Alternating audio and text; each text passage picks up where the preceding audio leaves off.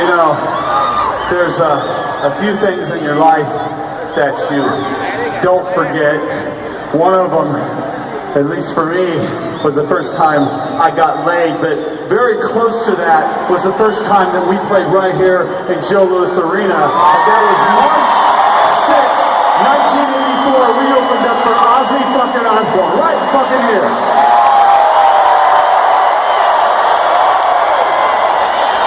You opened your arms, and some of you opened your legs to us that night. We want to say thank you very much for having us for all these years, all right? I'm sorry, I didn't realize how young the front row was.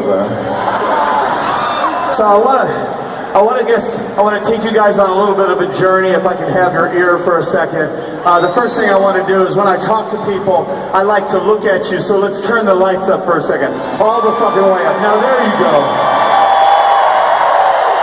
Now if we can do something together, let's all sit down together as well. I'll sit down with you. We can just take a second and we can reflect on our debauchery, on our lives. Go on, you can sit down. Okay, so check it out. Mostly, I'm sure in your life you've always heard this from somebody. They've all said, you know, everything happens for a reason. And I imagine if you're anything like me, you think to yourself when they say that, that's fucking bullshit. Because you know what? Stuff happens in your life for one reason and one reason only, and that's when you fucking make a decision to make something happen. Am I fucking right? You guys got in your cars, you made a decision to come here. We formed this band somehow. I'm going to tell you that story, and we're all here, and I don't know where we would be. If any part of the story I'm going to tell you right now didn't actually happen on the exact day, at the exact moment, and at the exact place. So I'm going to backtrack to December of 1980. All right, are you ready? I was in Los Angeles, California, and I was in a fucking rock and roll band, you know? And it's all I ever wanted to do because I came from Jerome, Idaho, 4,000 people, and I made a decision to get on a Greyhound bus and go to Los Angeles, and my dream had come true. I was in a fucking rock band. But that rock band was not Motley Crue. And for some reason, I don't know why, one night at band rehearsal, I looked over at the guys in the band, and I thought, I'm sorry guys, but I quit the band. And at that moment, I was thinking to myself, as I was walking home, fuck, Nikki, that was probably a bad decision, because you see, I didn't have a job, I didn't have any money, and now I didn't have a band. But then it fucking popped into my head, just like this. I thought, you know what? There has to be 3 other guys in Los Angeles, California that wants to reach into the heart of the music industry and pull that fucking thing out and throw it on the fucking ground and make some fucking history, you know? That's what I was thinking. I didn't know what they looked like. I didn't know their names. I didn't even know if they existed. And on a Thursday night, for no fucking apparent reason, I have no idea why, I decided to hitch a ride to Hollywood, California, to Santa Monica Boulevard, to a club called the Starwood. And as I stand here right in front of you right now, I can picture the moment I walked through the back door. I walked through, I opened the door, and there he was, sitting behind the drums. He was 17 years old. He was a scrawny, long-haired, demented motherfucker. You know who that was? That was and is the one and only Tommy Lee, right there.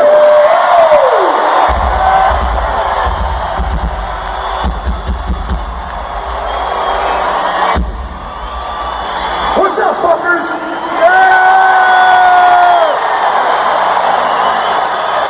So I went backstage, if you can call it a stage. It was a little bar, and I sat on the floor with Tommy.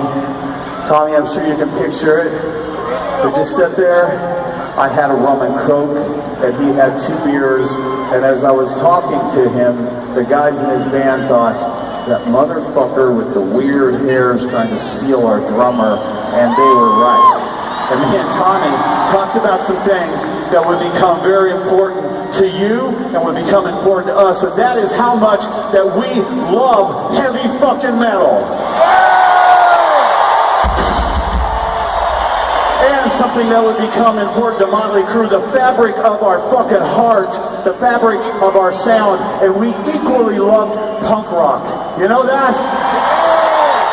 And we talked about this, how much we love these great bands that came out of the 70s, like Aerosmith, and Black Sabbath, and Queen, and David Bowie, and Elton John, as a matter of fact, Alice fucking Cooper.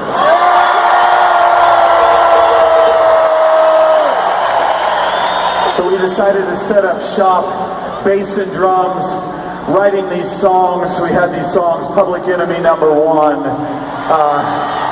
Any of you remember Too Fast for Love? Starry Eyes, Live Wire. I can't remember anymore. It was a lot of drinks ago. But the fact is, something was happening right there. Bass and drums, but we didn't have a guitar player and we didn't have a lead singer. So me and Tommy decided to go to 7-Eleven and buy some fucking beer. And I'm glad we did, because sitting on the counter when we were buying the beer was a magazine called The Recycler magazine. We opened it up and it said, "Guitar player available. Only call me if you're serious. Loud, rude, aggressive, Mick fucking Mars."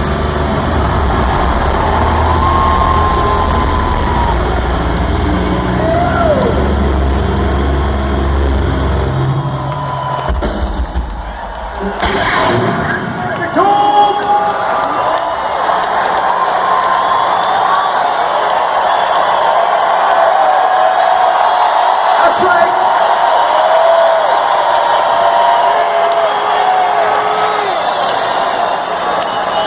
You guys are getting too excited. Now you gotta sit back down. Sit the fuck down.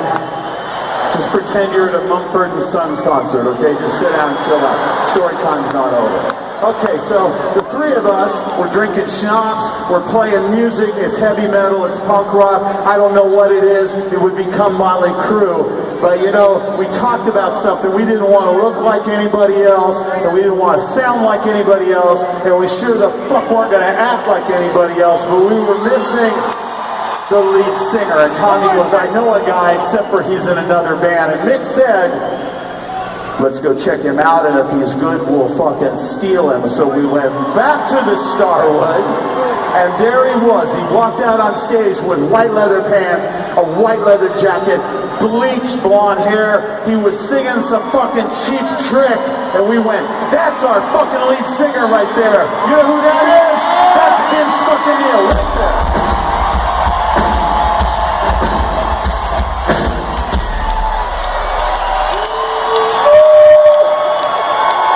So, Vince made a decision to quit his band, and we got together $26. If this didn't work, you wouldn't be here, I wouldn't be here, none of this would be happening, and this is exactly how it went down.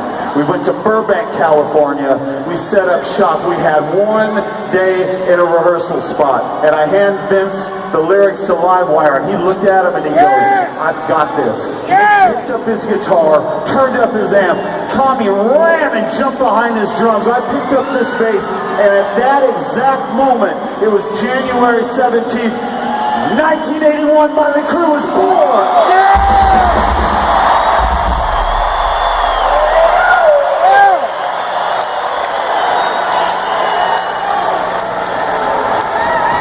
Now, you usually get a disease at a Motley Crue concert, but here's a life lesson for you, okay? If anybody ever questions your decision in life, tell them to go fuck themselves and trust your instinct, all right? All right, back to the music. Listen to this. Take this to your heart. This is not goodbye, Detroit. This is not farewell, because this band's music is going to live on till the day that you fucking die.